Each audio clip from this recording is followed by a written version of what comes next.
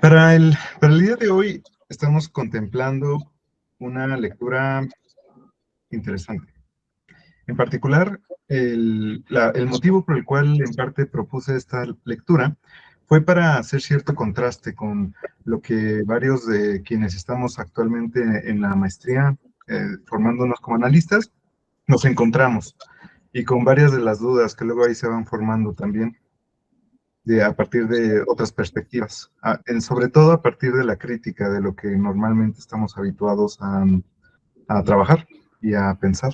La lectura para el día de hoy, bueno, es el de la crítica de Lacan a la troika de la psicología del yo, Harman, Chris y Lowenstein. Este texto es del libro de Lacan a la letra, del autor Bruce Fink, que hace como una síntesis, digamos, de varios de los escritos de Lacan. En particular, este tema, refiriéndose a la troika como una suerte de carrusel, como coloso que se va formando institucionalmente y que busca abarcar y bueno, es como como en esta suerte de monolito un poco. Se presentan en esta lectura varios ejemplos que creo que podemos retomar cuando lleguemos a ellos para discutirlos a profundidad. Y en particular se cuestionan elementos en relación al proceder del analista y cómo se contemplan elementos como son la contratransferencia y el uso y desuso de las interpretaciones, como para pensar un poquito más en los efectos que estos pueden tener, cuáles son los momentos adecuados o los contextos, sobre todo a partir de estas diferentes perspectivas. Antes de que comencemos a explorar el libro, a la lectura, bueno, creo que sería bueno irla explorando conforme va el capítulo, pero antes de que comencemos, ¿alguien quiere aportar algo en particular? Yo prefiero esperar a la exposición. Ok. Yo igual, me gustaría esperarlo. En ese caso, creo que vale la pena hablar, para introducir la lectura, hablar sobre un impas que se menciona al inicio del texto, como este punto en el que el psicoanálisis, después de varias décadas de desarrollo, se encuentra con perspectivas distintas y también una aproximación en particular en torno a las instituciones en la formación de analistas. Hablando de este lugar incómodo que tiene el psicoanálisis respecto a otras disciplinas, en particular, pues lo que es la medicina, la filosofía, la psicología, y lo que se va moviendo también dentro del psicoanálisis mismo, a partir de estos intentos justamente de, pues, adaptar o de instrumentalizar el psicoanálisis para distintos fines.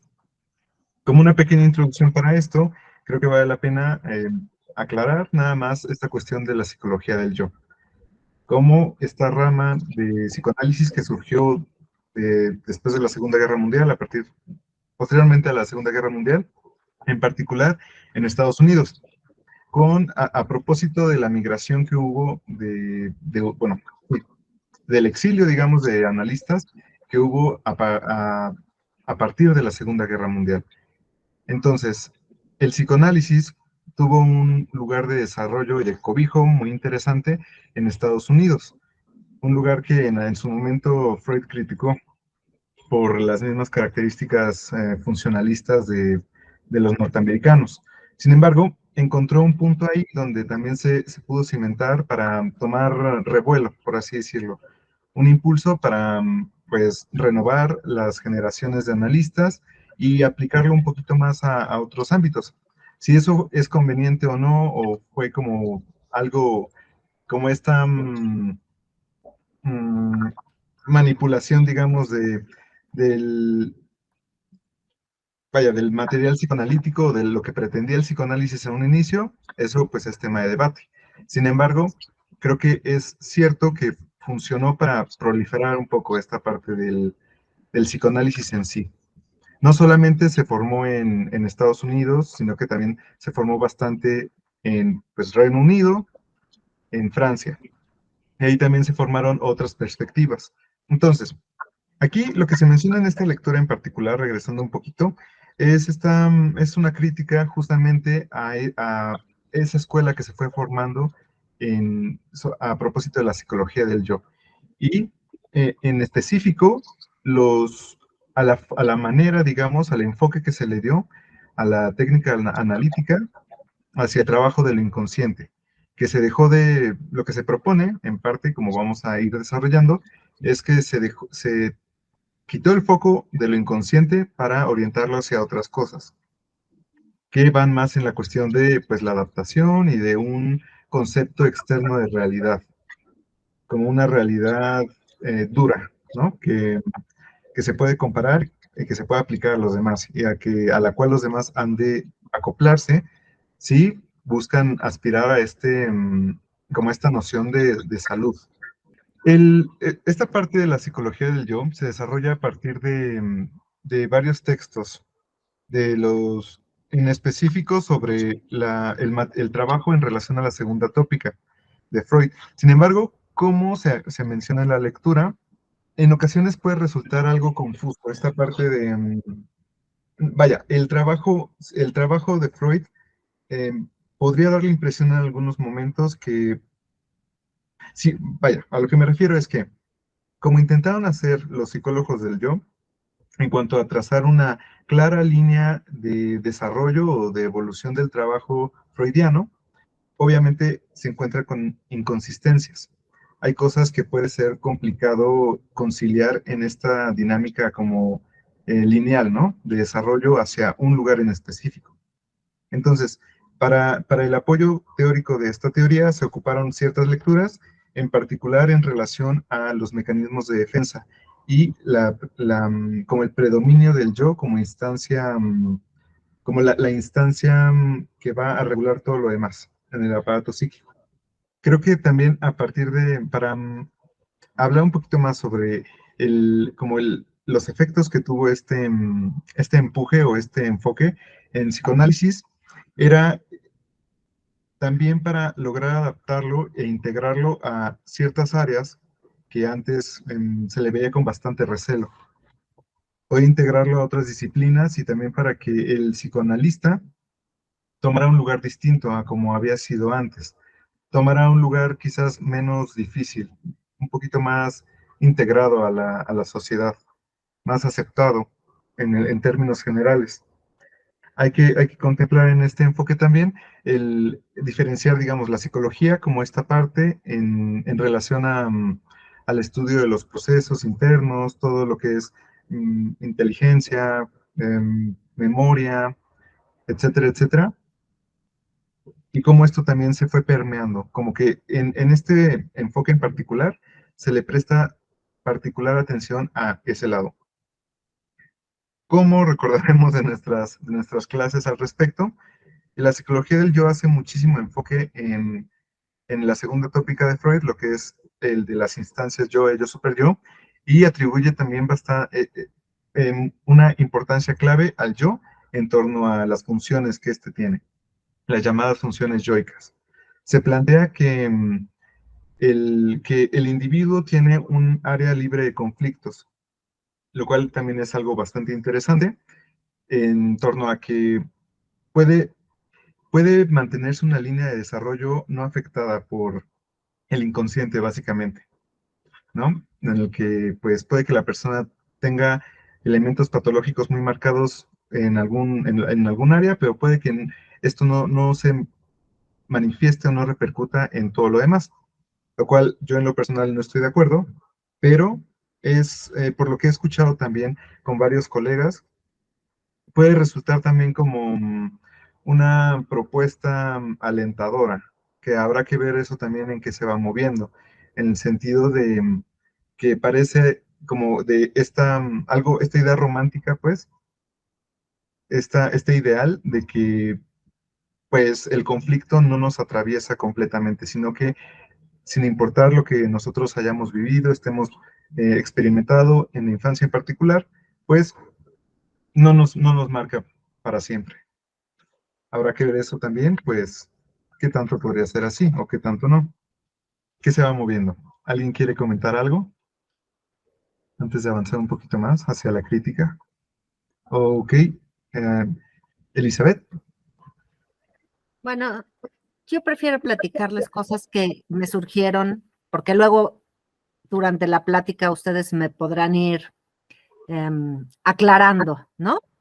Pero ahorita ya con todo lo que estás comentando, Charlie, yo creo que esta parte de los cambios, pues es algo natural en la evolución y desarrollo de cualquier área del conocimiento. Aquí yo lo que creo, hay dos cosas que me llaman la atención. Una, que sea la misma Anna Freud de la que haga este movimiento, porque ella fue muy cerca, pues, más cercano que un hijo, pues está difícil, ¿no? Pero bueno, seguramente ella tuvo largas charlas con su papá. ¿Y por qué hace ese movimiento? Se me vino a la mente, ¿no? Y de lo que estás comentando, esta parte de que el psicoanalista quiera ser más aceptado, pues yo creo que es algo peligroso, porque tendría que renunciar a lo que es ser un psicoanalista.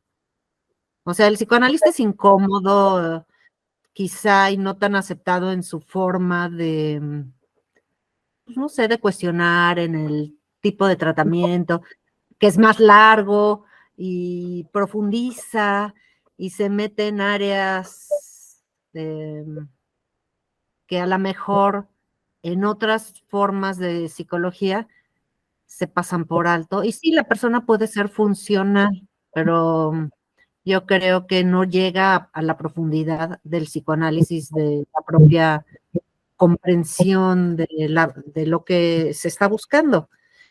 Entonces, renunciar para ser más aceptados por la comunidad de los psicólogos, yo creo que es un riesgo que no debería correr el psicoanalista porque tiene su propio prestigio en su propia forma de ser y de trabajar y en su propio método. Pero esa soy yo que como que lo veo desde esa perspectiva, no sé, ya luego ustedes me dirán. Y ya un poquito más adelante de lo que, de la lectura que seguramente se va a tocar, yo coincido en algo que decían ahí, que dice que el yo tiene que estar presente desde el principio para luego adquirir autonomía frente al ello, pero no puede ser que aparezca de la nada.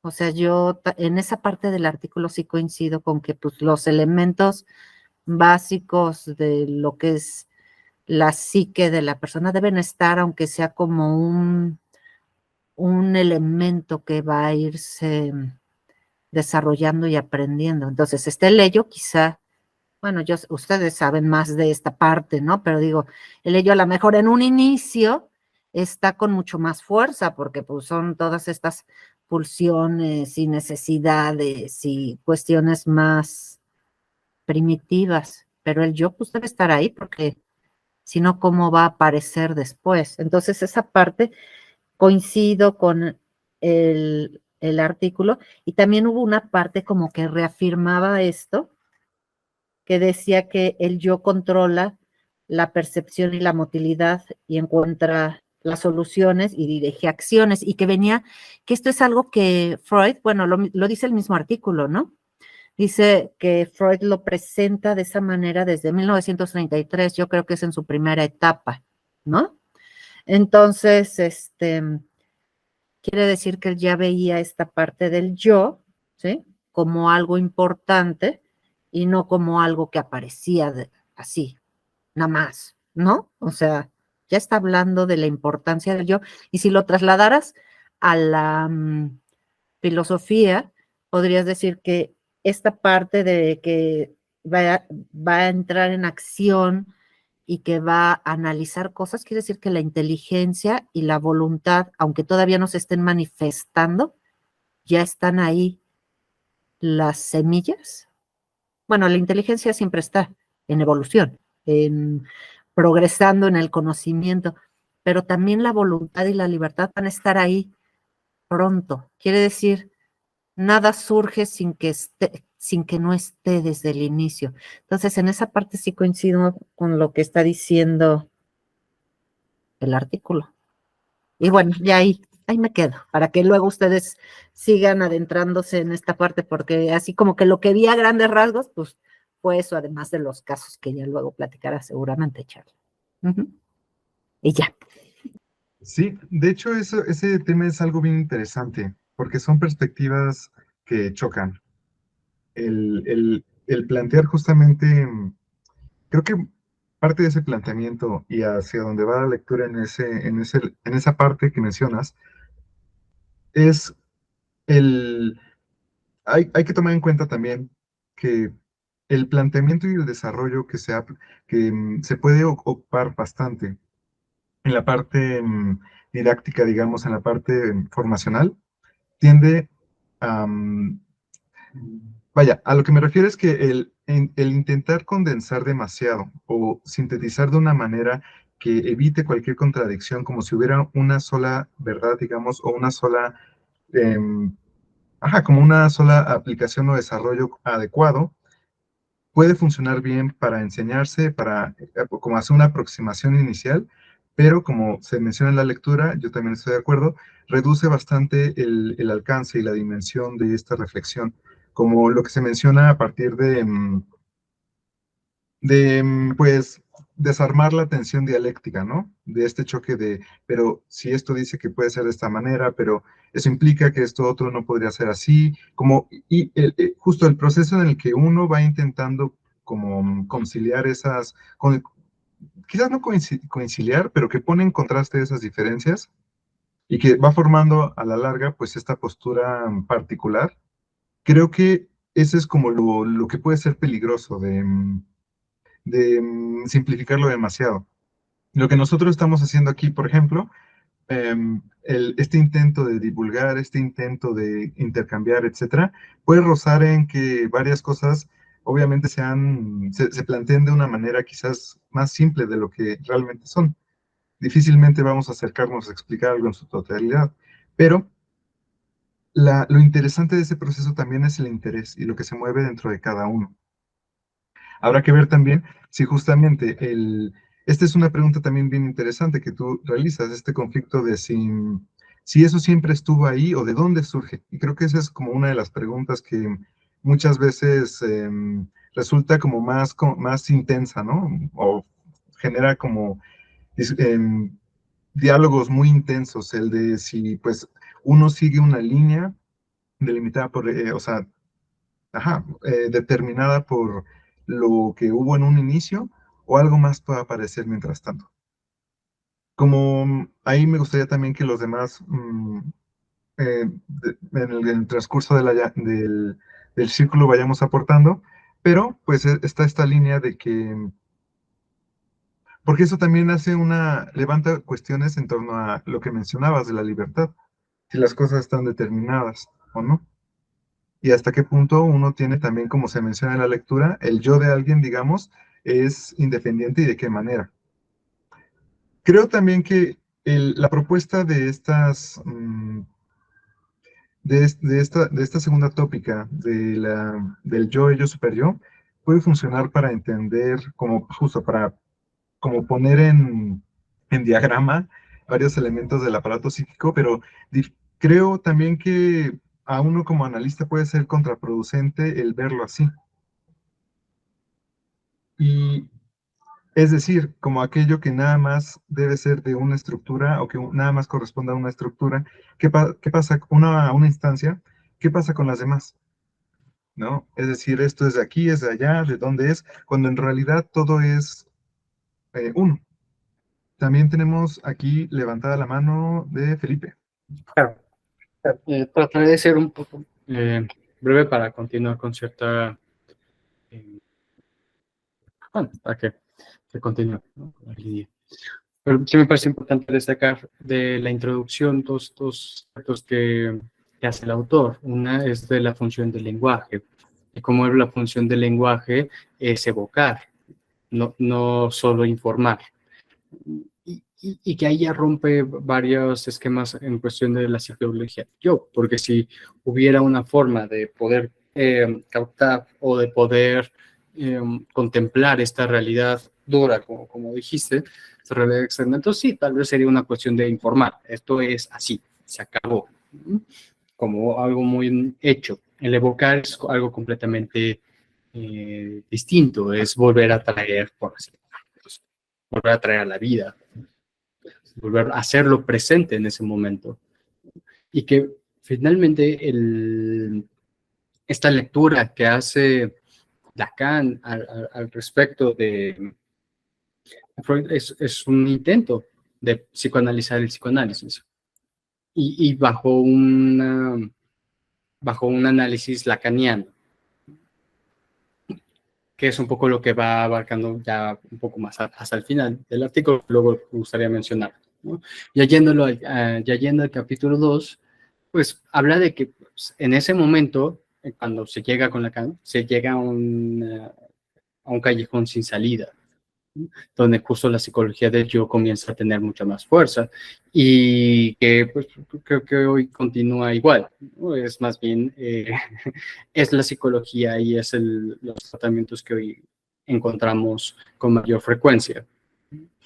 Y abre la pregunta, ¿no? De que si esto se trata de una falla de Freud. Esa es la pregunta, ajá, ¿qué más le podríamos pedir a Freud? ¿Cómo podríamos pedirle ser ese teórico perfecto? Que si Freud no fue coherente con su teoría, fue por el mismo hecho de que en ese momento se estaba construyendo la teoría y que la teoría tenía que moverse. Y para eso varias veces hubo que caer en incongruencias. No se le puede pedir la perfección. Y que por ello es importante el contexto de los textos.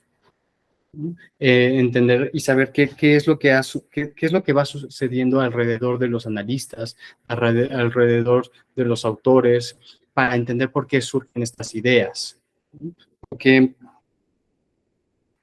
no, yo lo pienso, un área libre de conflicto, básicamente, bueno, es una idea, ahorita no digo una, pero esa área libre de conflicto sería el mismo deseo, ¿no? Ese deseo de que hay un lugar en nuestra mente, en la persona, en el paciente, donde no va a haber conflicto, donde en efecto se va a poder estar tranquilo, se va a poder estar feliz o bien, sí. Y que aparte en esa área libre de conflicto nosotros podemos trabajar, podemos ubicarla y reforzarla caray, ¿no? Suena algo un poco iluso, tal vez, ¿no? Suena algo iluso. Y que, pues sí, ¿no? O sea, los libros de Freud son difíciles de leer porque justo por lo mismo que se estaba construyendo, no tampoco quiere decir que después surgieran libros más sencillos o libros que en este caso hubieran hecho muy feliz a estos analistas, ¿no? A Chris, a Cartman, a Lowenstein, ¿no? Que el primero que se vino a la mente a leer fue, pues matarían por el libro de Chegoyen, ¿no? Donde todo está ya condensado y sintetizado y no solo eso, sino como una serie también de ciertos pasos de qué hacer frente a ciertas circunstancias. Cuando en el psicoanálisis y lo que se propone en el artículo que mucho no se trata en sí de que las cosas sean más simples, de que las cosas sean más sencillas, no, es el psicoanálisis sino como un método de lectura de los textos.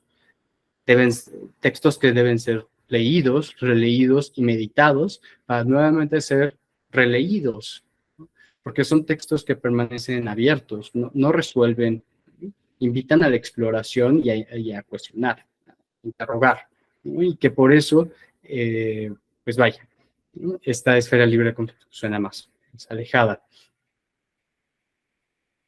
No me gustaría avanzar aún más, pero sí en que esta posición de un psicoanálisis más aceptable, realmente más que más aceptable, sería un psicoanálisis más cómodo y más cómodo para ambos, tanto para el paciente, ¿no? En este caso sí es el paciente, como para el psicoanalista, el psicólogo, ¿no? Queramos poner. ¿Por qué? Porque justamente se omite ese deseo también del analista, ese deseo de que en efecto pudiera haber no conflicto, de que la persona pudiera ser curada de que la persona pudiera estar bien, ¿no? Cumplir ese trabajo, esa demanda que se pide. Y pues bueno, suena algo complicado. Suena algo complicado y más si están fundamentados en una realidad dura. Una realidad dura donde pudiéramos nosotros realmente saber al 100% qué hacemos, qué sabemos y por qué lo hacemos. Cuando aquí en necesitamos que son pocos los momentos en donde realmente sabemos qué estamos haciendo, si se puede decir. Ahorita paro por aquí. Gracias. Pues tratando de ser como consecuente con un gesto de Lacan, que me parece que es el gesto más valioso en la historia del psicoanálisis y que además es un gesto que permite que podamos seguir hablando de psicoanálisis hoy desde una perspectiva válida y efectiva, ¿no? Remito para lo que voy a comentar un fragmento del texto de Freud. Estoy en Instintos y sus destinos, dice mi edición. Nunca he estado de acuerdo con el término instinto, ya lo he mencionado, no voy a discutir eso ahorita. Al inicio de este texto de 1915, dice, voy a leer un fragmento un poco largo, les pido un poco de paciencia, por favor.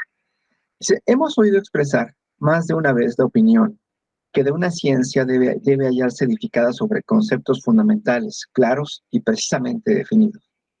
En realidad, ninguna ciencia, ni aun la más exacta, comienza con tales definiciones. El verdadero principio de la actividad científica consiste más bien en la descripción de fenómenos que luego son agrupados, ordenados y relacionados entre sí. Ya, en esta descripción se hace inevitable aplicar al material determinadas ideas abstractas extraídas de diversos sectores, y desde luego, no únicamente de la observación del nuevo conjunto de fenómenos descritos. Más imprescindibles aún resultan tales ideas, las de ulteriores principios fundamentales de la ciencia, en la subsiguiente elaboración de la materia. Al principio, han de presentar cierto grado de indeterminación, y es imposible hablar de una clara delimitación de su contenido. Mientras permanecen en ese estado, más nos concertamos sobre su significación por medio de repetidas referencias al material del que parecen derivadas, pero en realidad les es subordinado. Presentan, pues, estrictamente consideradas el carácter de convenciones, circunstancia en la que todo depende de que no sean elegidas arbitrariamente, sino que se hallen determinadas por importantes relaciones con la materia empírica, relaciones que creemos adivinar, relaciones que creemos adivinar antes de hacernos asequible su conocimiento y demostración. Solo después de una profunda investigación del campo de fenómenos de que se trate, resulta posible precisar más sus conceptos fundamentales, científicos, y modificarlos progresivamente de manera a extender en gran medida su esfera de aplicación, haciéndolos así irrebatibles. Este podría ser el momento de concretarlos en definiciones. Pero el progreso del conocimiento no tolera tampoco la inalterabilidad de las definiciones, como lo evidencia el ejemplo de la física. También los conceptos fundamentales fijados en definiciones experimentan una perpetua modificación de contenido. Yo creo, bueno, esto es el primer fragmento de Pulsión y sus destinos, ¿no? O Pulsión y sus vicisitudes, no me acuerdo cómo es la otra traducción. Bueno, acá creo que lo importante de todo esto es ubicar la dimensión epistemológica. Nunca se va a insistir lo suficiente en lo que implica la consistencia epistemológica. En ese sentido, mi opinión es que el texto freudiano es terriblemente consistente, ¿sí? Es consistente con su objeto de estudio.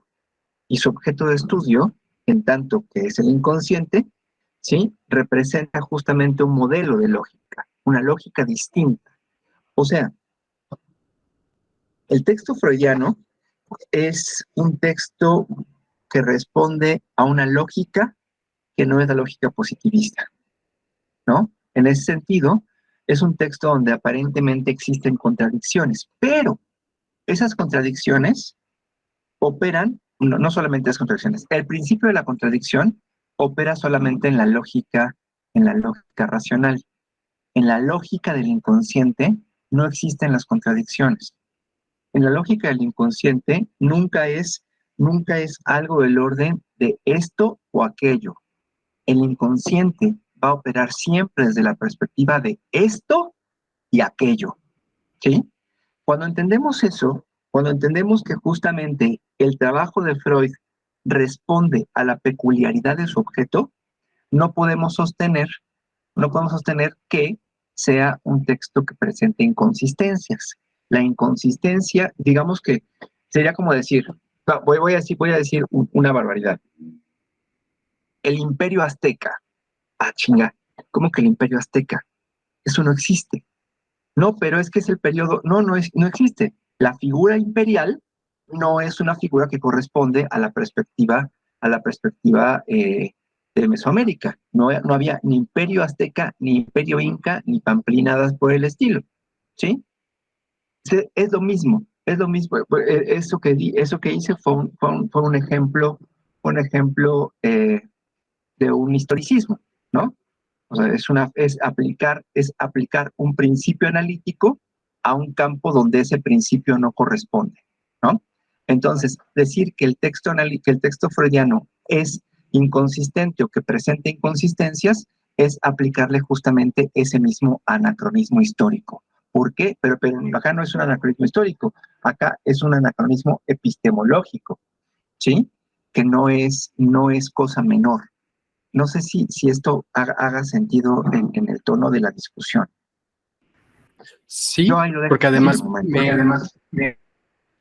Ok, no, yo solo decía que ahí lo dejaba por el momento, perdón.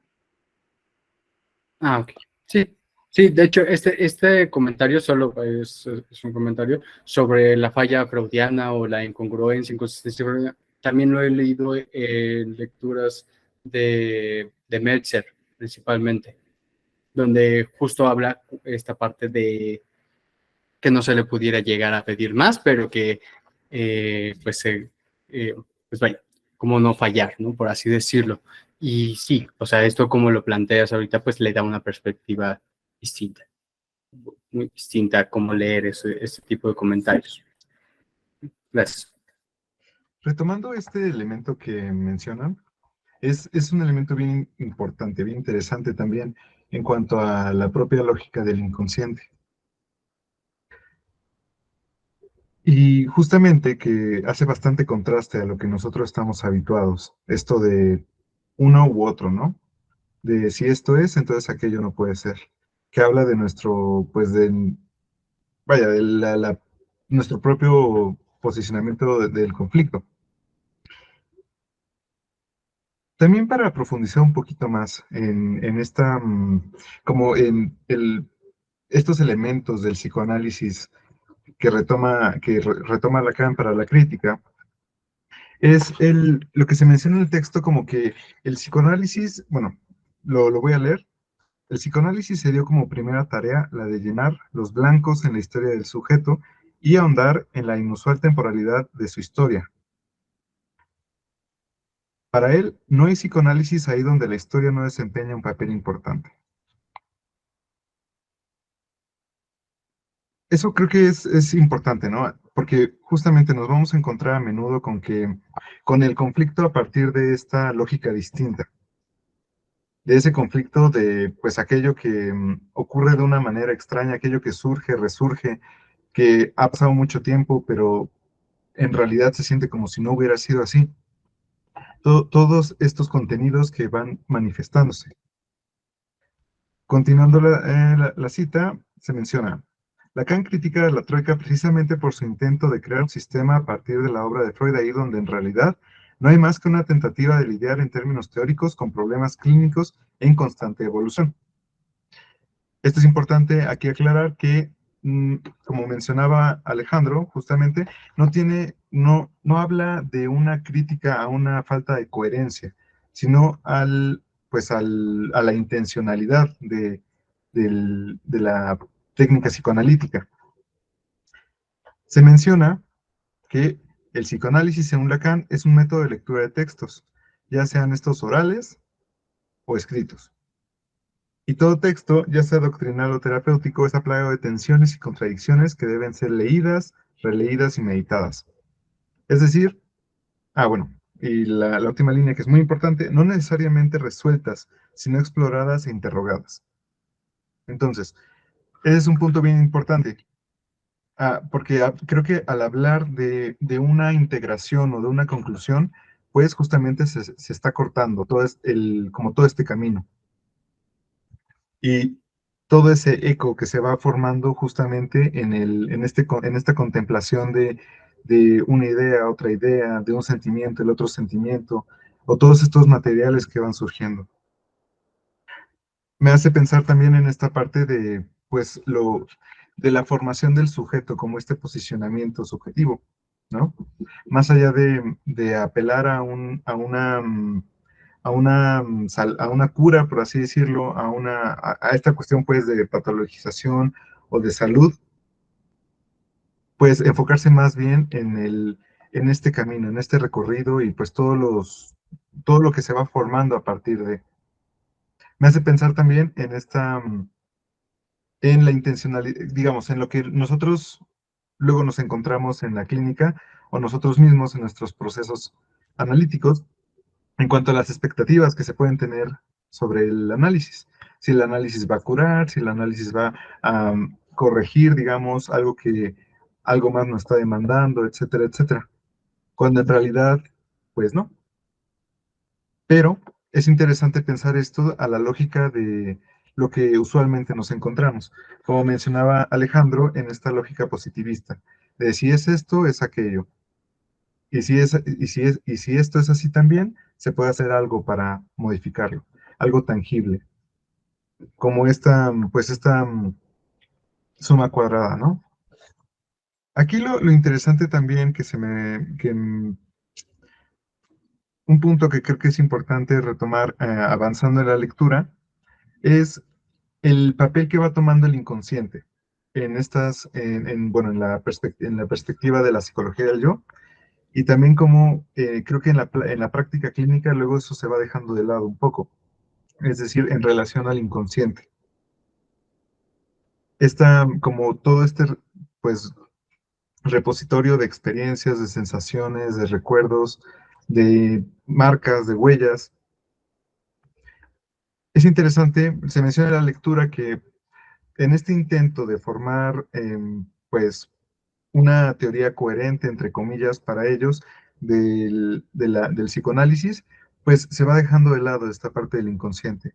Deja de ser el punto central para enfocarse más bien en el yo, en lo que supuestamente el sujeto puede hacer.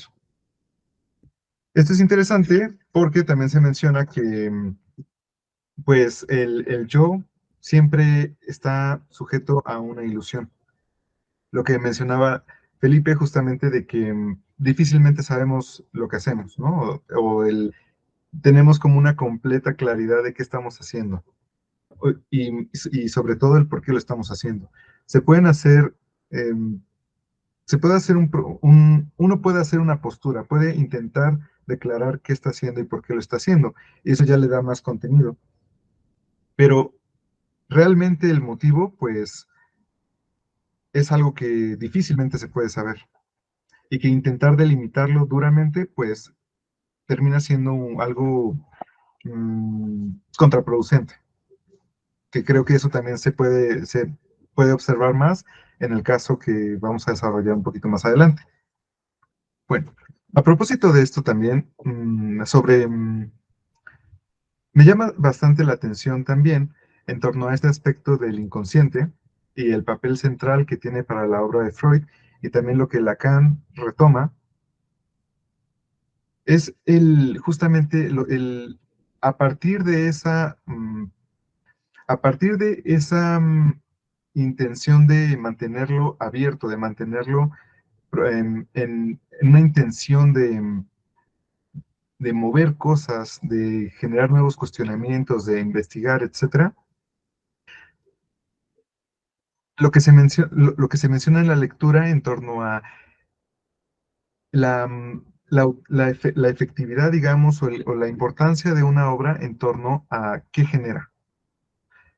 Más en lugar de un producto finalizado o un manual, etcétera, sino este elemento que a partir de su mismo proceso da lugar a otros elementos, ¿no?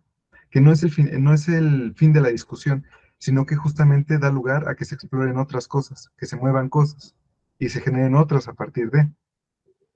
Me llama un poco la atención en ese sentido cómo nosotros podemos, creo, bueno, hasta lo que yo me encuentro estudiando, creo que varias cosas de la psicología del yo se pueden encontrar actualmente tal cual se dejaron en aquel entonces. Sin embargo, en otros campos nos podemos encontrar con todas estas líneas de pensamiento post, ¿no? Como los postlenianos, los postlacanianos, etcétera, y otros que siguen unas líneas distintas. Eso me parece también un punto interesante a contemplar, que como que se mantiene esta línea de producción, esta línea de investigación, de interés, de creación al final. Antes de que avancemos al abordaje clínico, ¿quieren agregar algo? Eli. Ay, van a decir otra vez, otra vez, pero bueno, ahí estoy. Nada más un concepto que a mí se me hizo interesante del que habla Lacan ahí, que dice que aunque lo quieras eliminar, el pasado reprimido, ese fue el concepto que me llamó la atención, siempre va a surgir, ¿no? Entonces, no sé, yo creo que en esta parte del cómo sí se funciona como un todo, el ello, el yo, el super yo, si lo quieres llamar así, o el inconsciente, consciente, preconsciente, como lo quieran llamar, pues ese pasado reprimido también no lo puedes reprimir porque en algún momento va a surgir. Si solamente se enfocaran en el yo, como en el primer caso que seguramente ahorita vas a platicar, pues va a salir. ¿Sí? No lo puede uno evitar esa parte inconsciente. Y eso es algo de lo más valioso e importante, yo creo, de Freud y del psicoanálisis, ¿no? Ese pasado, ese inconsciente o en ese ello del que están hablando, ¿no? Siempre va a salir el pasado reprimido, ¿no? Es solamente ese pequeño comentario. ¿Vale? En torno a lo que mencionas también del desarrollo, se plantea un punto bien interesante también, que es la presentación que se ha tenido del psicoanálisis y a partir de esta psicologización también. Algo de lo que yo puedo hablar de mi experiencia es que, como se menciona en la misma lectura, el psicoanálisis se popularizó solo como una teoría del desarrollo consistente en 3 etapas: oral, anal y genital, que se enseña a los estudiantes de psicología de primer año y luego es rápidamente olvidada. Lacan afirma que poner el acento en el desarrollo no lleva más que a un atolladero, en la medida en que descuida, como casi siempre hace, el papel de la estructura simbólica. Una cita directa habla: la idea de un desarrollo individual unilineal, preestablecido con etapas que se presentan cada una a su turno conforme a una tipicidad determinada, es pura y simplemente el abandono, el escamoteo, el camuflaje, para ser exactos, la denegación, incluso la represión de la contribución esencial del análisis.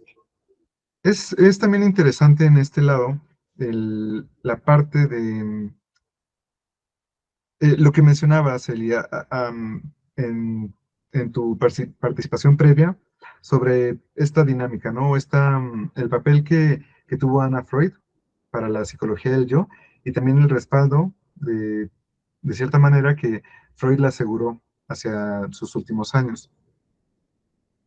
Y creo que también la marca como de esa cimentación, como de mm, ese apoyo que está marcado por muchas otras más cosas, también, o sea, justamente tomando en cuenta a Anna Freud como la hija, o sea, su hija, ¿no? Y cómo eso también se ha tomado de cierta manera para dar más peso o dar una sensación de validez, de certeza, ¿no? Cuando en realidad, pues habría que pensar justo en esos elementos en el orden de lo humano, ¿no? Del afecto que hubo ahí, más que en una cuestión meramente epistemológica o teórica. Esta parte que se menciona sobre la presentación del psicoanálisis como una teoría de desarrollo es muy interesante. Es muy interesante en cuanto a que, pues efectivamente, parece que se hayan tomado nada más ciertos elementos muy, muy didácticos, digamos, muy enseñables, para que se pueda transmitir, pero dejando de lado lo más importante, que es ese papel de lo inconsciente y de aquello que nos atraviesa, pero difícilmente está vaya, está siempre presente, pero no se puede nombrar. Es muy difícil nombrarlo. Para avanzar un poquito más, antes de entrar en el caso del hombre de los sedos frescos, hay un apartado interesante en la lectura sobre el tema del manejo clínico y también cómo se presenta esta parte de la terapéutica desde un enfoque en particular. Es decir, al hablar de los efectos que tiene el posicionamiento del analista durante pues el análisis, ¿no? Justamente lo que se va a desarrollar en el análisis del caso es justamente las dinámicas que pueden ocurrir cuando se mira el inconsciente desde esta cuestión de más que de lo que puede significar algo para la persona, puede significar de una manera que no está a su alcance, que no es evidente, digamos, la parte de cuando el analista puede considerar que hay una manera dada de hacer las cosas, o que hay una realidad aplicable para todos, como esta realidad positivista, ¿no? Y los efectos que eso también tiene en el inconsciente y lo que puede complicar el proceso analítico, si es que se puede llamar así.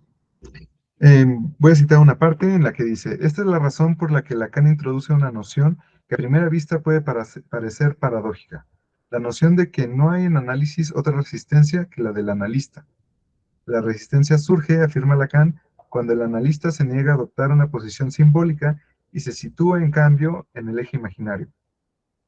El analista no quiere escuchar o ver ciertas cosas o las deja pasar porque está buscando la confirmación de sus propias nociones preconcebidas respecto de dónde está situado en la transferencia y por lo tanto fundamentalmente se resiste al proceso de simbolización. Perdón.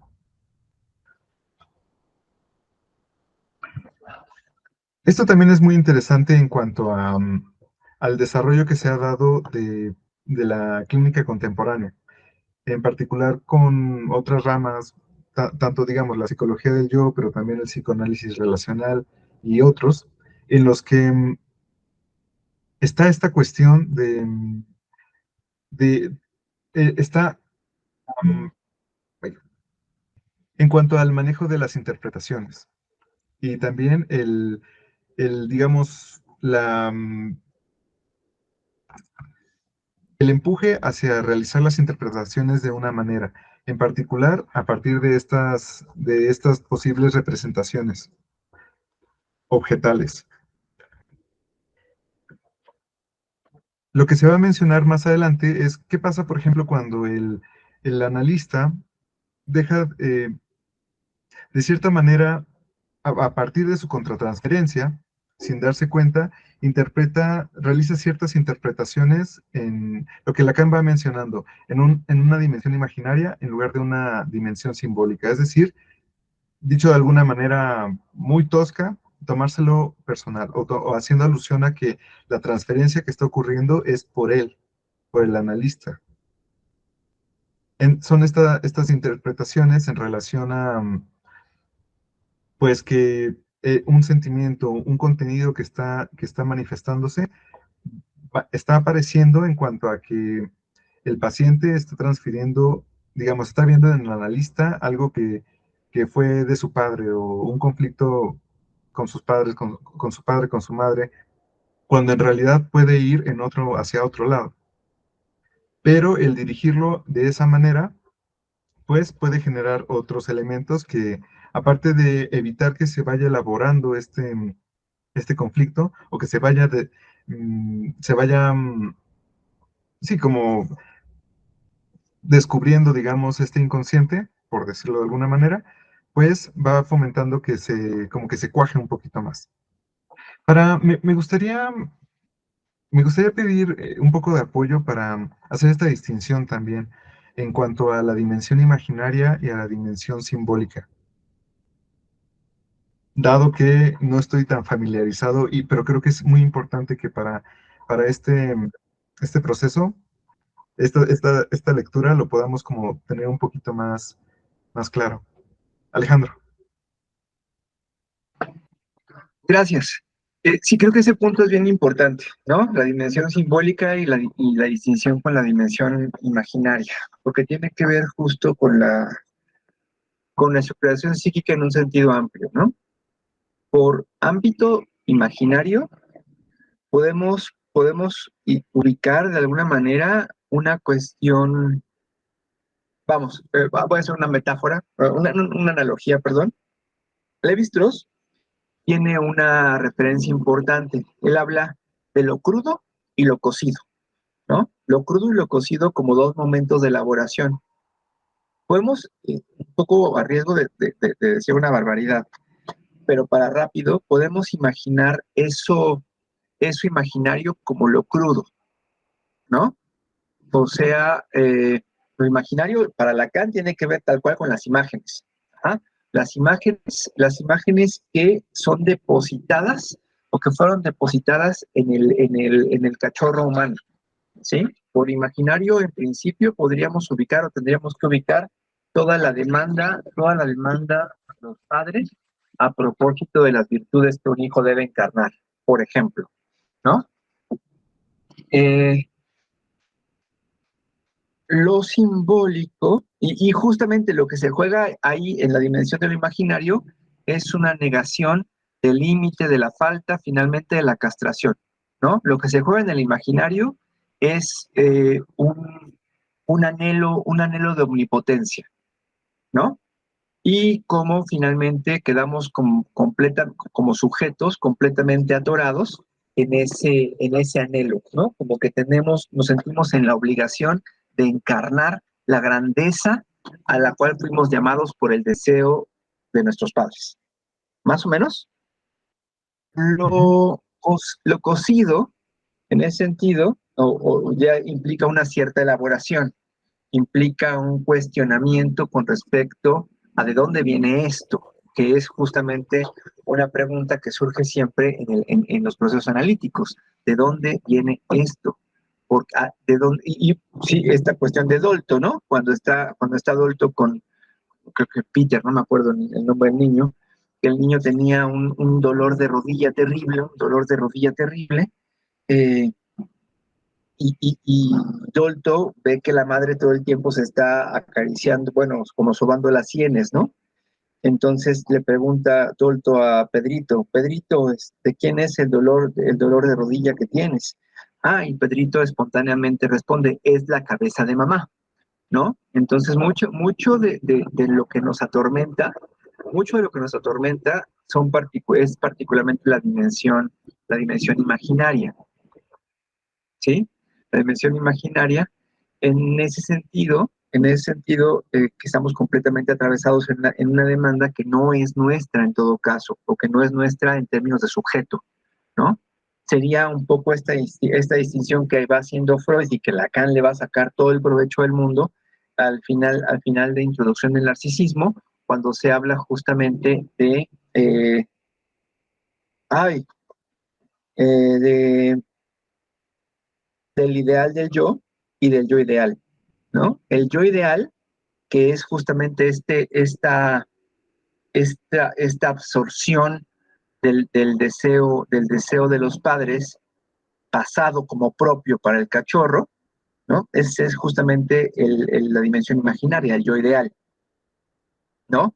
El ideal del yo finalmente es una apropiación que el yo construye para poder decir yo quiero tal cosa, yo quiero eso, o esto sí es mío, ¿sí? Que justo, insisto, en los procesos analíticos lo que se muestra con mucha claridad es que cuando el paciente deviene analizante, ¿no? Lo que lo hace analizante, creo yo, es justamente que comienza a hacerse esas preguntas de dónde viene esto, de quién es este anhelo, realmente esto responde a mi deseo, ¿no? Ahora, la dimensión simbólica va a ser eso que pasa por mi deseo, pero que también pasa por mi deseo frente a la cultura. La dimensión simbólica tiene que ver con la cultura. Y es el efecto, es, digámoslo así, el mejor efecto, por decirlo entre comillas, el mejor efecto que la cultura tiene en el sujeto, ¿no? Es es asumir justamente la dimensión de la falta, asumir la castración. Lo simbólico es lo que tiene que ver con lo que pasa con el sujeto posterior a haber asumido la castración, ¿sí? O sea, después del límite y ya una vez y a partir del límite justamente inserto en el campo del lenguaje, donde finalmente yo no digo las cosas como se me antoja, las digo como se debe, porque hay una normatividad que representa el mínimo consenso entre los sujetos, ¿no? A partir de la cual todos nos sometemos. Esa sería la dimensión. La dimensión simbólica va a tener que ver con la cultura y la dimensión imaginaria tiene que, perdón, no con la cultura, con el efecto de la cultura frente al sujeto o con un sujeto capaz de posicionarse ante la ley, ¿no? Y la ley obviamente en un sentido ahora sí simbólico, no me refiero a la ley jurídica obviamente, ¿no?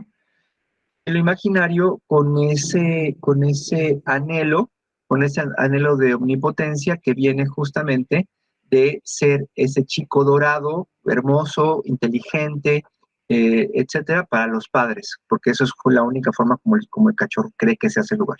No sé si más o menos podemos, esto queda como base de lo que estás planteando, Carlos. Gracias, Alejandro. Sí, creo que de hecho funciona bastante bien para ir empezando con lo que sigue, para justamente hablar un poquito más en cuanto a lo simbólico y todo lo que tiene que ver. Liz, Solo quiero hacer una pregunta así para aclarar. En lo imaginario está tanto lo crudo como lo cocido, de lo que acabas de decir, hablándolo así como lo presentaste, como Levi Strauss. ¿Implica las dos cosas? No, siguiendo con Levi Strauss, lo cocido sería Ajá. lo simbólico, ¿no? Y Y lo lo crudo crudo, sería lo imaginario. ajá. Ok, entonces se separan. Ujú. Mil gracias, ¿eh? No, al contrario.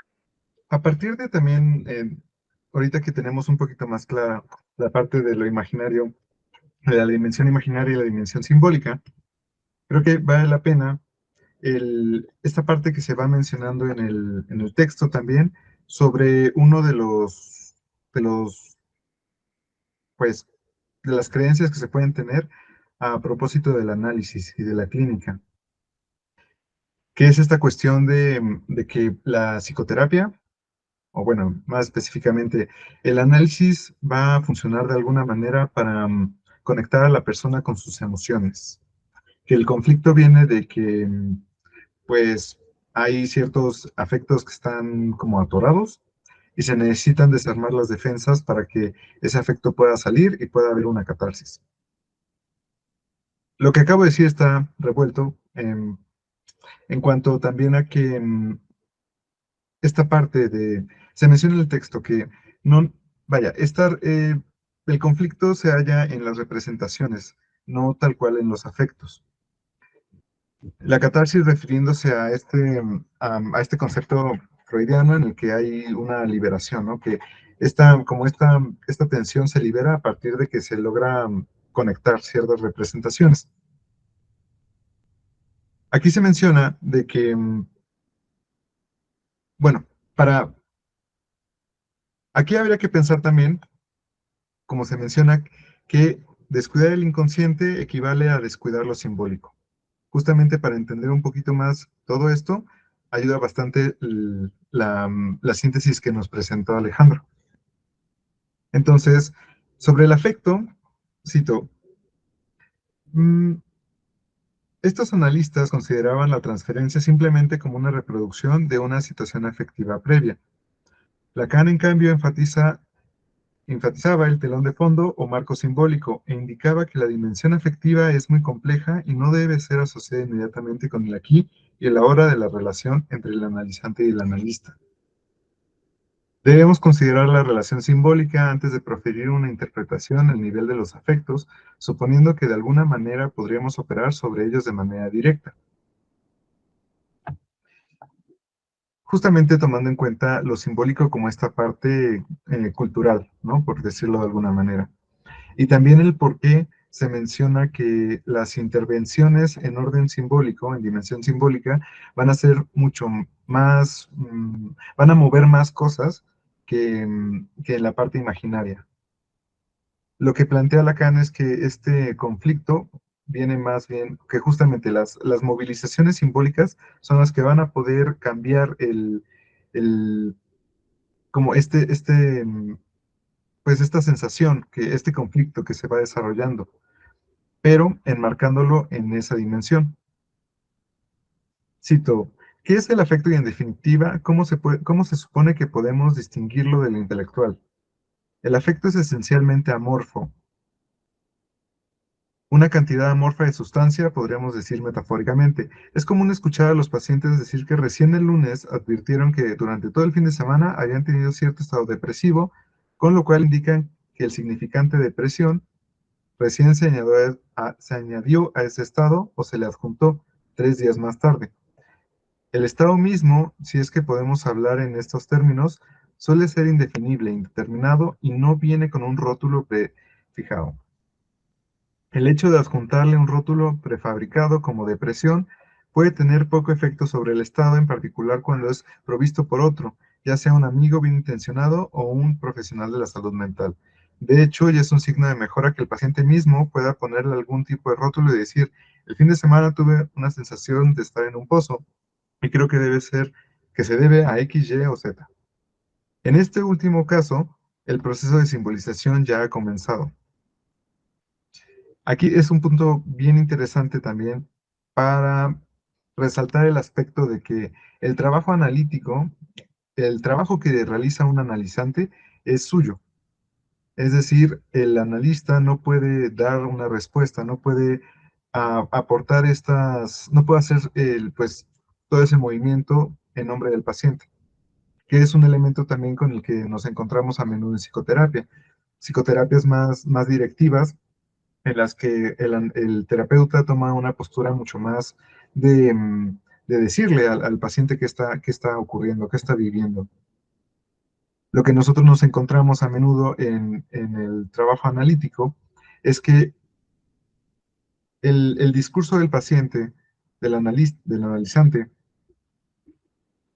se va moviendo y también cumple esta suerte de dinamismo, de aparente conflicto, digamos, en cuanto a que en un momento dado es una cosa y después se transforma, es otra, y va teniendo este recorrido, lo cual pues por fuera podría parecer como una cuestión, como que el individuo, vaya, con esta cuestión de que no hay una certeza, sino que se va trasladando, de que el conflicto también tiene esta cuestión dinámica, y sobre todo el posicionamiento que hace la persona al respecto. Nosotros tomamos lo que el analizante nos menciona y a partir de ahí es la verdad. Nosotros, como se menciona justamente en el ejemplo del caso, es contraproducente el que se cuestione esa realidad y habla más bien de contenidos de contratransferencia por parte del analista. Aquí también es importante mencionar, bueno, regreso a la lectura. Lo afectivo no es una densidad especial que faltaría a la elaboración intelectual. No se sitúa en lo más allá no se sitúa en un más allá mítico de la producción del símbolo, anterior a la formulación discursiva. Aunque la intelectualización de parte del analizante a veces puede servir a los fines de la defensa y la resistencia, el intelecto de todos modos participa en toda la simbolización importante de la experiencia. Esto es importante a propósito también de el manejo de los llamados mecanismos de defensa y justamente la intencionalidad de interpretarlos, de desarmarlos de alguna manera. Este punto de la intelectualización y el uso del intelecto también es bastante importante, considero, en cuanto a que em, me da a mí una impresión, me da la impresión que en ciertos enfoques, como en esta psicología del yo, podría fomentarse también cierta desconfianza, digamos, o cierta duda en el discurso del analizante, como si el analista ya esté predispuesto a realizar, como a dudar de lo que el analizante nos está trayendo. Cuando el intelecto en sí forma esta parte, pues, relativa, que habla, bueno, iba a decir voluntario, pero no, habla de esta parte en cuanto a lo que el sujeto está moviéndose, a lo que se está posicionando, que habla de su subjetividad y por lo mismo debe pues aproximarse con cuidado, ¿no? Con reconocimiento. También aquí se menciona sobre la importancia de este proceso de simbolización, de que el sujeto sea capaz de intentar armar un sentido, de intentar armar una conexión de lo que está sintiendo, de lo que está viviendo. Se habla en la lectura de que el ejemplo en el que el analizante menciona, creo que esto se debió a esto o esto, ya habla justamente de ese posicionamiento, ya habla de una conexión, digamos. Y esa conexión también forma, creo que se puede entender dentro de esta formación de símbolos también, de estos elementos con significado, pero es un significado que pues es subjetivo. Ok, cito. Como las expresiones idiomáticas y los juegos de palabras que suelen aparecer de manera inminente en las imágenes oníricas, el símbolo es inminente en el afecto. Dicho de manera más radical, los afectos no necesariamente son los mismos en todas las culturas o en todos los grupos lingüísticos. Puede afirmarse que no son universales, transculturales o transhistóricos. Ciertos autores han abordado la transición de una cultura de la vergüenza a una cultura de la culpa, de la época de los griegos a la era moderna, pero estas observaciones podrían extenderse mucho más. Así como el lenguaje colorea lo que percibimos y así como tenemos que aprender o inventar un nuevo lenguaje para percibir de modo diferente, un lenguaje colorea lo que sentimos y las diferentes lenguas nos permiten sentir cosas diferentes y somatizar de diferentes modos. Cada lengua tiene su propia sintomatología. Y bueno, también para integrar un poco más esa idea, la emoción puede ser un catalizador de la simbolización, pero si no lo es, su efecto queda limitado al de una descarga momentánea de la emoción. Una catarsis que puede ser placentera, pero difícilmente sea terapéutica en el largo plazo, que era justo lo que mencionábamos apenas en torno a esta producción propia, subjetiva, y que está ligada a otros elementos, como esta formación de una red de significado. Y bueno, ahora sí, para avanzar un poquito más hacia el caso del hombre de los sesos frescos. Bueno, una breve introducción a este caso, es sobre un paciente que tuvo Ernest Christ y que documentó, habló de él en uno de sus textos, en el cual el hombre se acusaba a sí mismo de plagio, cuyo plato favorito eran los sesos frescos. Este caso, bueno, se desarrolla, el autor del artículo, del libro, hace un recorrido de las distintas aproximaciones que realizó Lacan hacia el caso a lo largo de varios años y también a lo largo del mismo desarrollo de su obra, de Lacan. Aquí lo interesante son las últimas intervenciones, las últimas aproximaciones al caso, en el cual también se pasa de tener una postura, pues, en el que de cierta manera se alaba, digamos, el trabajo de Chris para tomar una postura más crítica, lo cual es interesante en cuanto a justo lo que eso va produciendo, lo que nos hace pensar. Entonces, aquí la crítica principal que se va desarrollando, que le hace Lacan al manejo de este caso en particular, es el abordaje en torno al tema del plagio. Es decir, en lugar de adentrarse en la cuestión de qué podría significar o qué podría estar relacionado o implicado a esta cuestión del plagio, se hace más bien una interpretación en torno a lo real. Se menciona en cierto punto de la lectura que en algún momento se acerca a esta cuestión simbólica, pero no se queda ahí. Y sobre todo hace énfasis en el aparente interés por saber si el plagio, digamos, si sí había plagiado o no. En la lectura se especula sobre si quizás Chris sí intentó comprobarlo, quizás no, pero lo que sí está presente es esta duda, y que esta duda también pues permea el resto del proceso, el resto del manejo de este caso. Lo cual es algo bien complicado en cuanto a justamente lo que eso va generando, y que ya habla también como de una cuestión que se le escapa al analista. Varias de las interpretaciones que se hacen, bueno, voy a citar, en torno a esta pregunta de si plagió o no.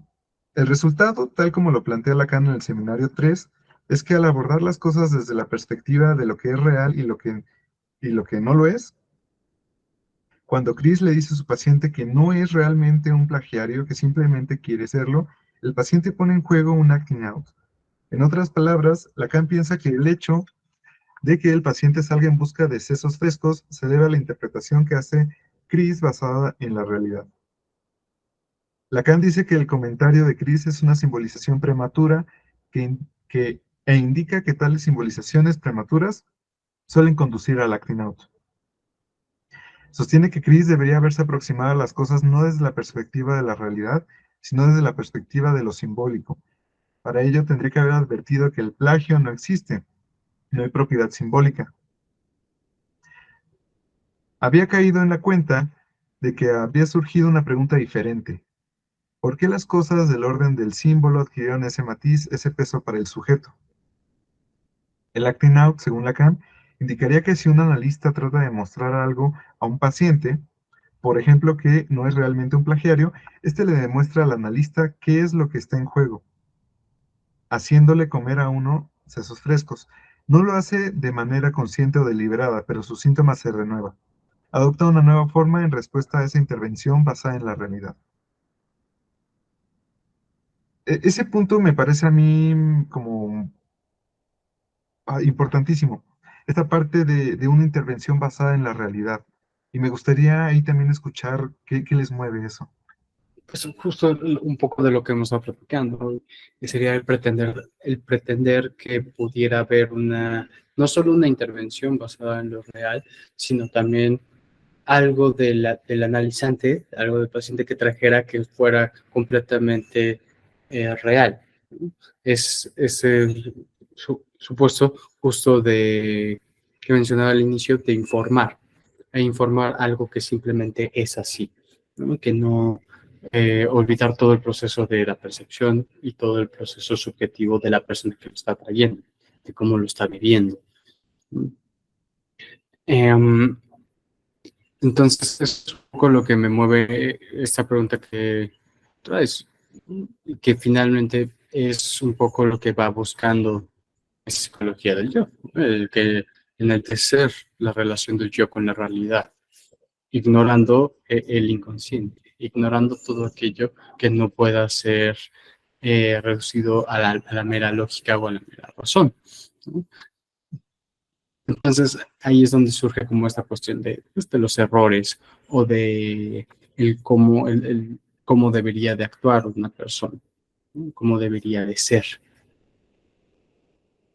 en todo un proceso de regularización y estandarización, pero pues, sí es complejo, porque pues, para empezar, ¿quién pudiera determinar dichos criterios? Pero eso es un poco sobre qué me mueve la pregunta. Me hace pensar también en esta cuestión de si el analista toma una postura de mediador, digamos, o de juez de realidad, ¿en qué se basa también para tomar esa función, ¿no? En base a que pues se forma como este criterio de qué sí es, qué no es. Y creo que eso es algo bien interesante también o sea, en torno a esa contratransferencia, a ese contenido del analista. En la Sí, lectura de también hecho, se lo... Adelante, adelante. sí, perdón, sí, ¿no? Es como justo estos memes, ¿no? Que se pueden encontrar muy rápido en Instagram de la psicología donde surge como el conflicto, ¿no? Que le despierta al psicólogo cuando sus pacientes hacen lo contrario de lo que dijeron. Y aparece bastante hace unos, antes de comenzar me encontré con uno, entonces, por eso. Claro, y que incluso se torna algo personal de cierta manera. Sí, gracias. Ahí creo que ahí hay un punto bien importante, ¿no? En este debate a propósito de la cuestión de la realidad. Y surge ahí también uno de los puntos que a mí personalmente más chocantes me resultan de la psicología del yo, ¿no? Esta idea de dar prueba de realidad. Perdón, yo sé que eso va a quedar grabado, pero es una mamada eso de la prueba de realidad, ¿no? Porque prueba de qué, prueba de quién, de la realidad de quién. Eh, va contra todo principio fenomenológico y va contra todo principio de realidad psíquica, ¿no? O sea, no por nada Husserl y Freud coincidieron en un espacio, en un salón de clases con Brentano, ¿no? De ahí viene toda esta cuestión del análisis de la realidad. ¿Qué es lo que decía Husserl? La realidad es realidad para un sujeto, si no, no es, ¿no? ¿Y qué es lo que decía Freud? Toda realidad es psíquica. Entonces, dar prueba de realidad implica imponer un psiquismo sobre otro. La prueba de realidad es realmente el efecto de la soberbia de la psicología del yo y de la psicología como tal, ¿no? En términos de pretender imponer una posición sana, ¿no? Sobre otra posición enferma, de alguna forma, ¿no? Yo sí creo que este punto de la realidad es una cosa súper delicada y que se paga caro. Además, creo que cuando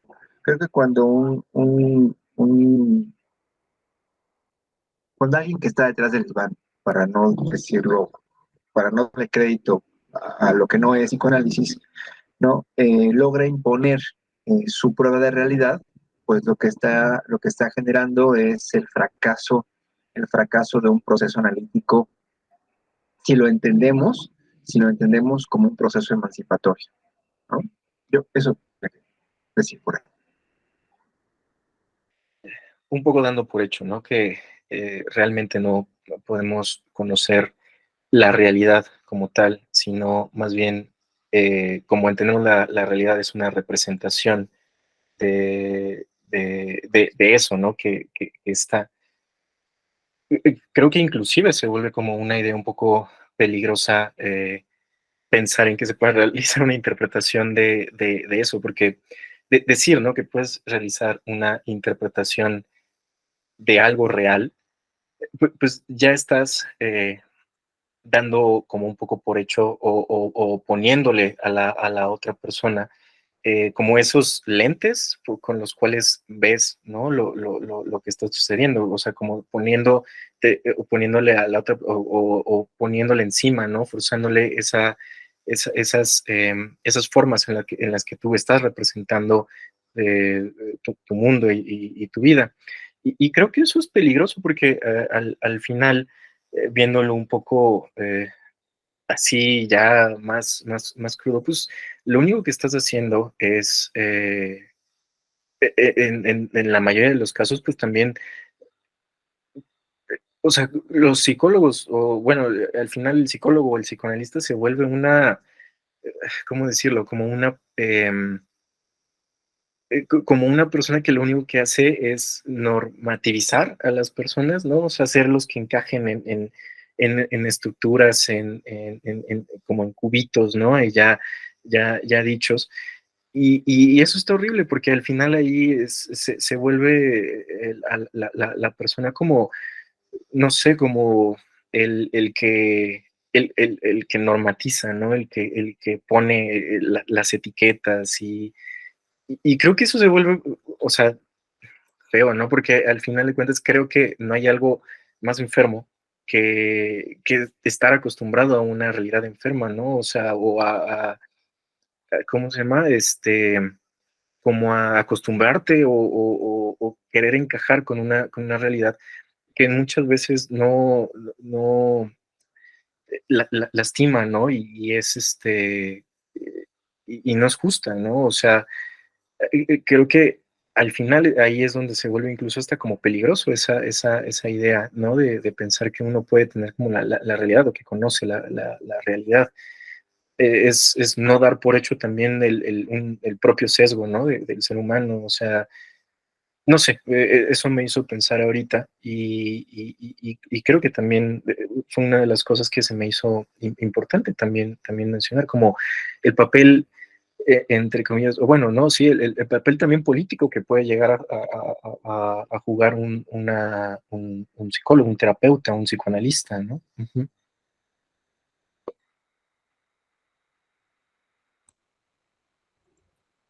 Claro, justo son los puntos muy importantes, porque como lo que mencionas, también incluso es una, pues al final es un abuso en esta dinámica que se va manejando en- vaya, el uso el desuso que se hace de la posición del analista. Vamos a profundizar un poquito más en eso. Pero antes, Elizabeth, Bueno, a mí me hizo pensar esta parte también en que me dio un poco de risa cuando Felipe dijo lo de que el analista, que el analizado hace justo lo contrario de lo que el analista intenta hacer, porque pasa mucho también, no voy a salir del contexto profesional y decir, pues pasa mucho con los papás también, ¿no? O sea, dices tú, "Uf, no hubiera dicho aquello, porque justo lo que hace el hijo es lo contrario. Pero hay una cuestión ahí también interesante del analista que me viene a la mente, que es, uno está en una posición, aunque no lo quiera, no se quiera ver, hay como cierta autoridad, mm, aunque no se quiera, ¿sí? Pues porque te está buscando, porque quiere solucionar algo.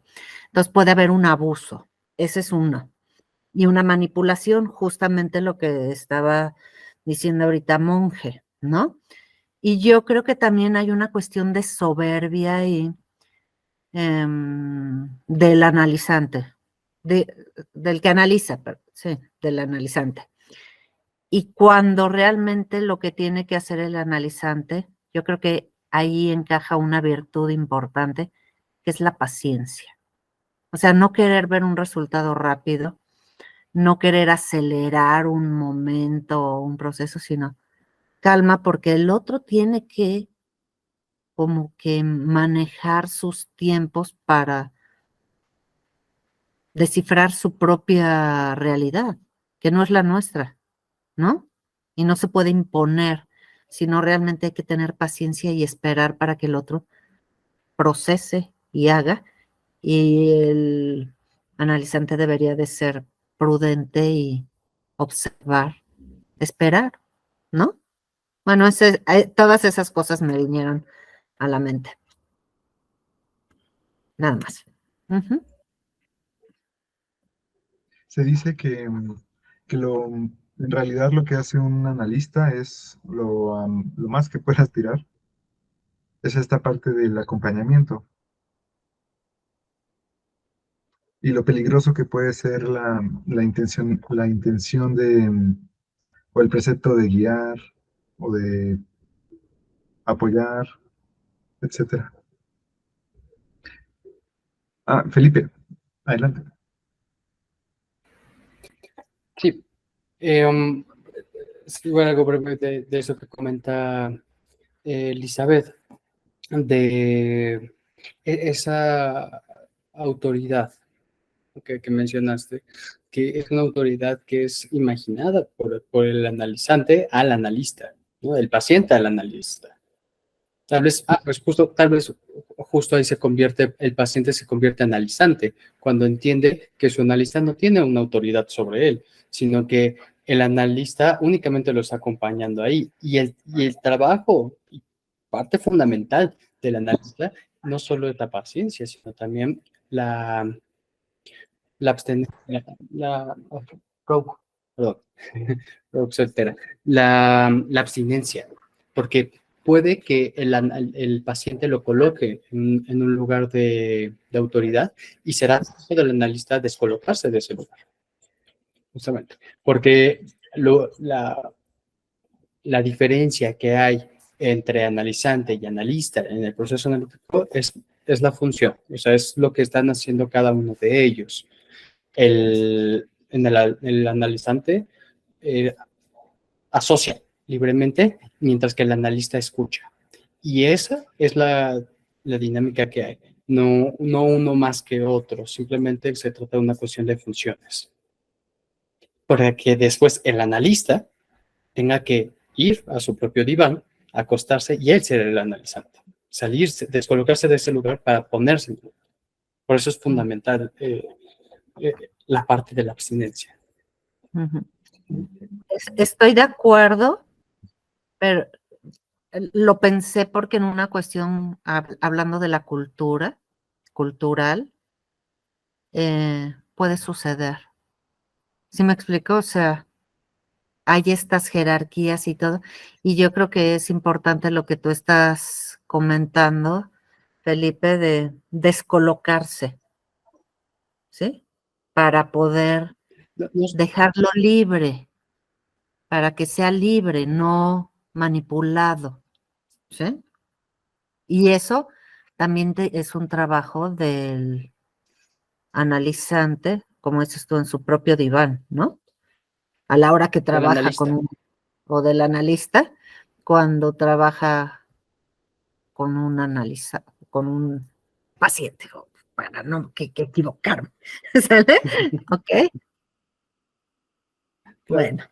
Y que no solo, y ya para no solo es una cuestión de que pudiera llegar a pasar, sino que pasará.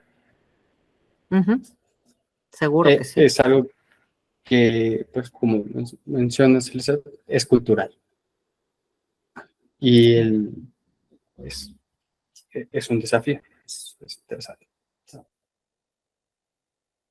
Como lo mencionas también, en esta cuestión también me hace pensar de qué pasa cuando el analizante no toma no se posiciona o no toma esta posición, cuando el analista no toma la posición de analista y se posiciona como sujeto, cuando se posiciona como uno más, por así decirlo, como otra persona.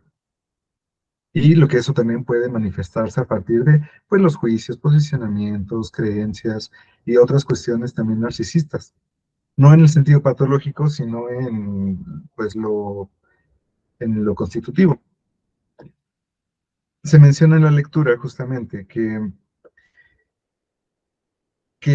una cita de Lacan, de que si hay por lo menos un prejuicio del que el psicoanalista debería desprenderse por medio del psicoanálisis, es el de la propiedad intelectual.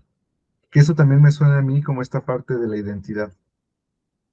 y de lo que parte también de toda esta, como esta línea que se puede hacer a partir de la propiedad intelectual y las subsiguientes identificaciones e implicaciones que pueden moverse ahí. Continúo, dice, cabe tener en cuenta que la palabra prejuicio que Lacan utiliza aquí es la misma que la que utiliza en Intervención sobre la transferencia para definir la contratransferencia del analista como la suma de los prejuicios, de las pasiones, de las dificultades, incluso de la insuficiente formación del analista. Así, Lacan sitúa este prejuicio como parte del propio sistema de creencias de Chris y por lo tanto como parte de su contratransferencia. En suma, Chris se ve llevado a examinar la situación sobre la base de su propio yo. Ese análisis de los patterns de la conducta del sujeto es propiamente inscribir esa conducta en los patterns del analista. Dicho de otra manera, Chris trata de hacer que el paciente vea las cosas como él mismo las ve, según sus propios patrones de pensamiento, sistema de creencias, etc. Lacan continúa diciendo que Chris ataca el mundo de los patterns del sujeto para remoldearlo sobre el del analista en nombre del análisis de las defensas. Cuando el paciente llegue a ver el mundo como lo ve Chris, todo estará bien. Dicho de otra manera, estará curado. Lo cual es algo tremendo.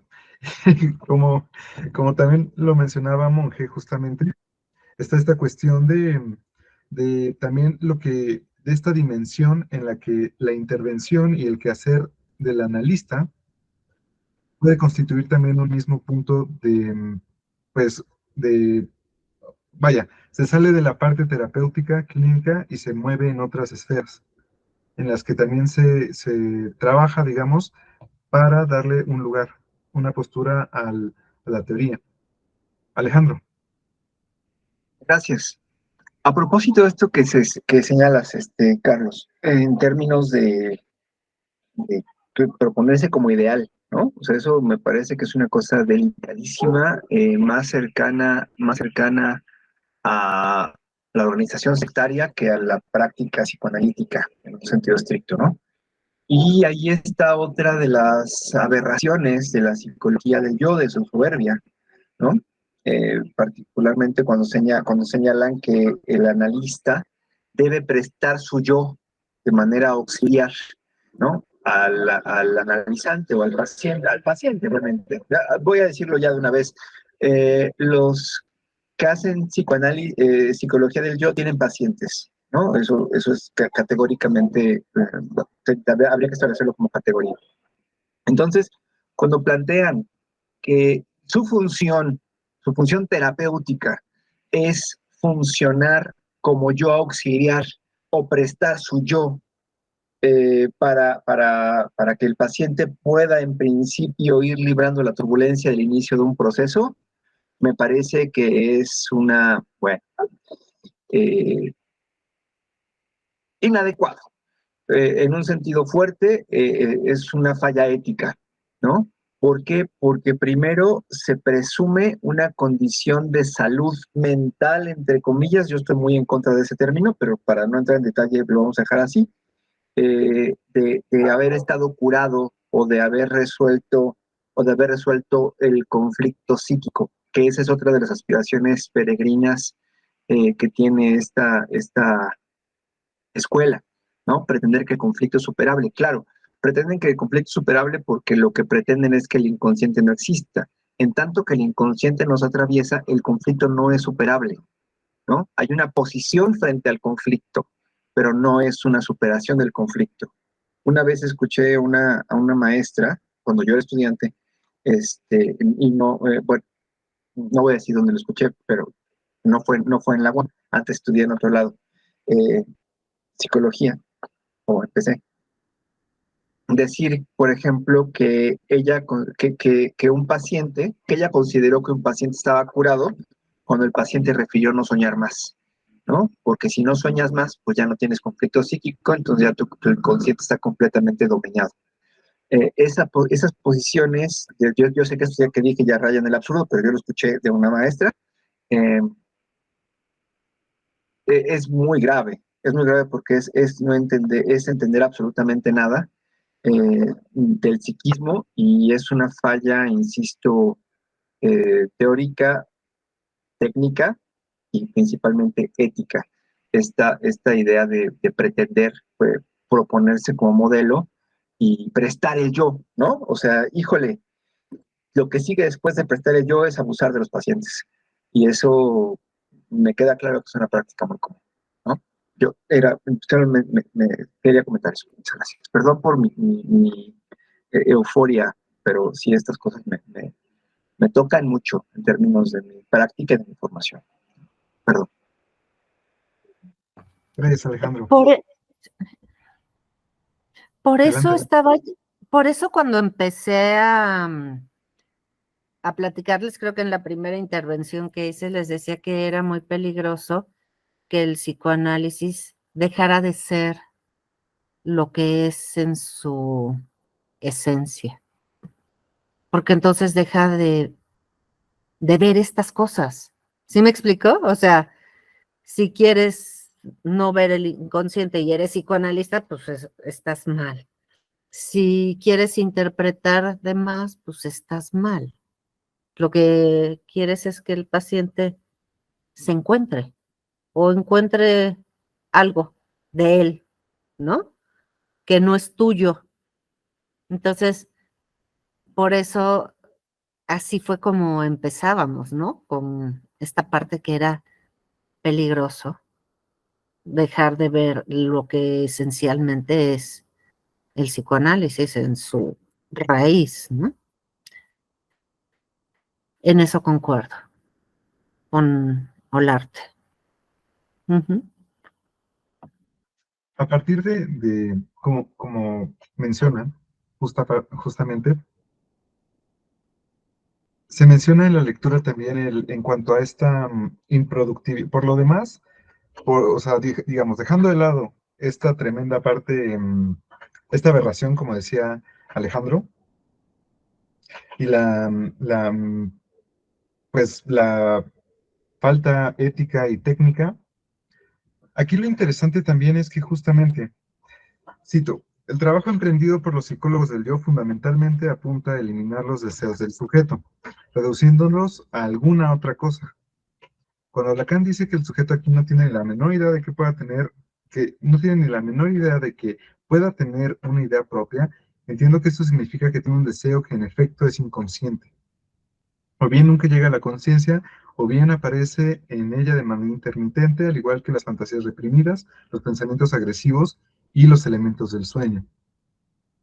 Justamente, este apuntalamiento a la patologización y como a estas concepciones de enfermedad y de que la seña de cura es la desaparición de esas manifestaciones, pues equivale a algo terrible, como a esta muerte del sujeto también, de alguna manera, ¿no?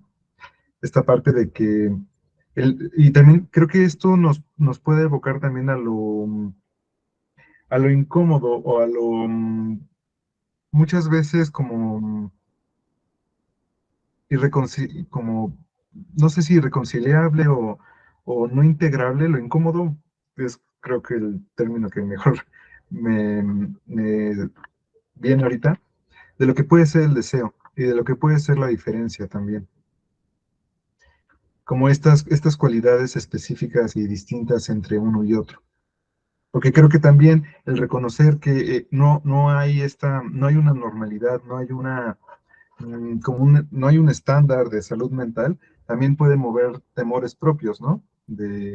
Entonces, si no hay este referente, si ese referente no es lo que yo soy, entonces, ¿qué es? ¿Acaso yo estaré mal? Por ejemplo, ¿no? Dar un ejemplo muy, muy rápido. Me parece también, ya para ir terminando, porque ya nos estamos extendiendo un poquito,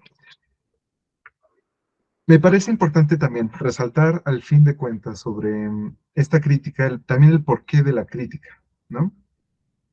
En cuanto a, puede que ahorita, pues esta lectura, este tema, no, nos mueva muchas cosas y nos mueva también como cierta animosidad, o sea, aunque la podemos fundamentar en cuestiones técnicas o en cuestiones teóricas, etcétera, Pero lo importante también creo que es como el encuadrar la crítica en el mismo ámbito de un intento de armado de sentido. Justamente ocupar la crítica a manera de una reconstrucción, de un trazado del camino para así también poder formar como un sentido. Hay un apartado, bueno, el último párrafo de hecho, que creo que es muy importante y me gustaría compartirlo también ahorita, en la que se menciona, tal vez la intención de Lacan, si bien no cumplida, de psicoanalizar el psicoanálisis estuvo motivada por uno de los objetivos que planteaba el individuo analizante en función y campo de la palabra y del lenguaje, reescribir la historia de la propia vida de tal manera que todo lo que alguna vez pareció un error, una decisión equivocada, un año desperdiciado, bueno, decisión equivocada entre comillas, ¿no? Un año desperdiciado, una década compartida con una pareja que se llegó a despreciar, ahora parece necesario para que el analizante sea lo que es en el proceso de advenir. Y aquí también es bien importante la cuestión del advenir, o sea, del proceso a futuro y toda esta cuestión en relación a la vida. En otras palabras, una suerte de subjetivación por parte del psicoanálisis de toda la historia del movimiento psicoanalítico. Y aquí también creo que resalta la importancia de por qué estudiar algo con lo cual puede que no estemos de acuerdo, ¿no? O algo que puede incluso resultar peligroso.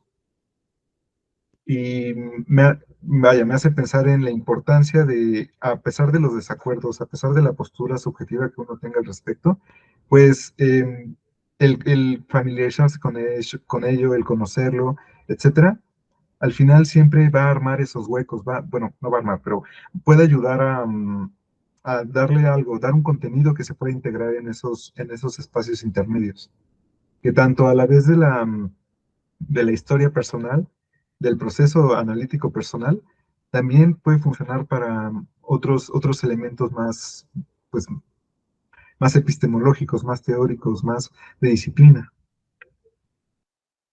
Con eso es con lo que a mí me gustaría parar mis aportaciones, pero los escucho. Sí, sí. Bueno, no sé si alguien vaya, no levanté mi mano, una disculpa. Sí,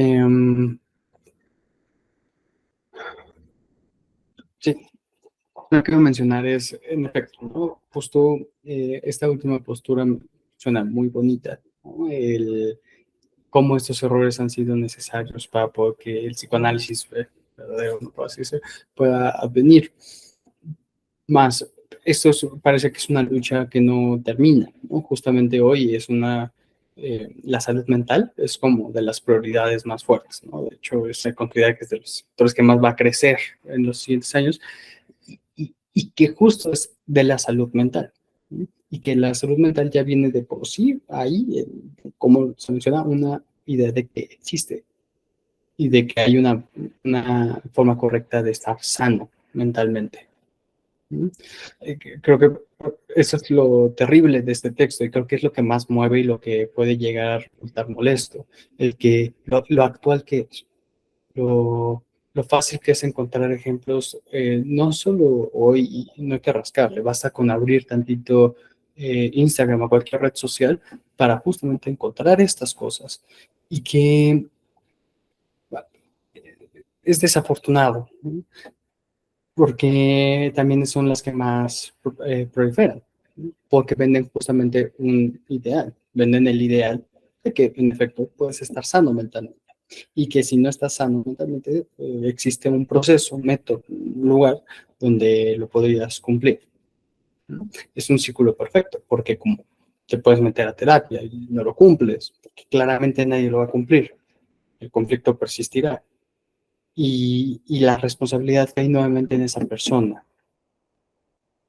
Entonces vuelve a comenzar un proceso psicológico cuando, pues, o sea,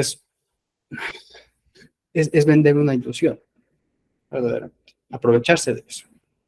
Entonces, creo que este tipo de textos son, como ahorita mencionaste, fundamentales, ¿no? El leerlos, el platicarlos, el volver a tocar estos temas, por más que molesten, no solo incomodan, enojan bastante, frustran bastante. Pero por eso mismo creo que es importante estos espacios de lectura y de relectura, no solo de los textos, también de nosotros mismos, ¿no? Cierto feedback. Y eso es siempre muy gratificante. Thank you. Gracias, Felipe. Monje, adelante.